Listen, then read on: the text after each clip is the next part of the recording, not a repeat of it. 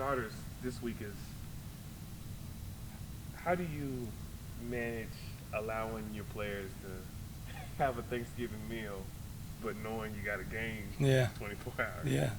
It's tough. I've never played on a Friday of Thanksgiving week. I obviously play every year on Saturday, so be a new challenge for us. But we're certainly very thankful for each other. We're thankful.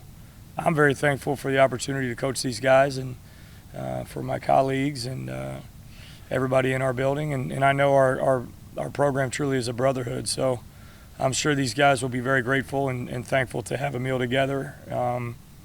That's Thanksgiving being in the end of the season. It's not new for anybody, just a little bit different with the timing. So. And then, how important are your leaders after a realization after losing to SMU, realizing that the conference championship is no one to play? How important are guys like Jaylen Allen and those, and just kind of galvanizing that locker room? Sure. After Yeah, it's disappointing and they hurt, but the older guys know. I think they said not all bowls are created equal, and a bowl when you win this game and you have 9 wins going into a bowl game can make all the difference in the world, and we want to maximize that. And you don't get very many chances, and particularly the older guys know this. You're running out of opportunities just to play the game. I mean, enjoy Tuesday practice, enjoy Wednesday walkthrough, and enjoy it all, because Coach Ramsey will tell you the same thing. There comes a day where you don't get to play anymore. You put the helmet and shoulder pads away, and they don't come back out. So I think our older guys are appreciating that their time is running short, and they're doing a good job communicating that to our younger players.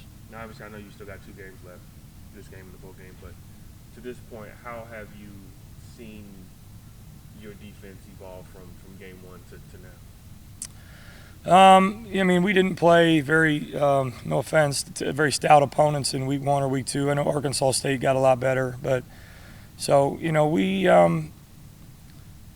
were in training camp with the best offense in my opinion, in the country, and so we knew every day going out there against those guys that there were some big plays, and there were, when we go live tackle and things like that, some warts would show, and so we knew it wasn't going to be pretty at all times, and I think we lulled some people to sleep there in the first 2 games, but certainly as we started to play some better opponents, some of those warts started to show more and more, and that's my job, Frank. It's my job to cover those things up and keep the best guys on the field and get them ready to play. And as we went on, I did a poor job of maximizing our personnel and keeping points off the board for our offense and for our team. And looking forward to Temple, what are you seeing out of their offense that you're going to have to game plan for this year? They say it every week. They're really good. I feel like we play a great quarterback every week. This kid's terrific, man. I mean, he sees it really well. He sort of reminds me of Seth, just in the way he sees the field. He's on time. He's accurate. And they got 2 really good tailbacks. They got a good front.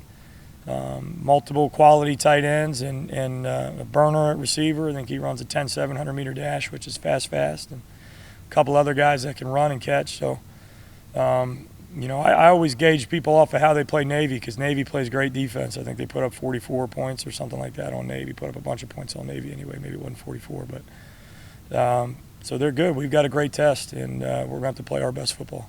To your point about you being able to go up against the offense, you said he's similar to Seth. How does that kind of help you game plan when you have a quarterback that you think is similar in some way? Yeah. Well, it's a different style of offense than ours, but I just say the similarities are with Seth, just that he's a cerebral kid. He sees the field really well.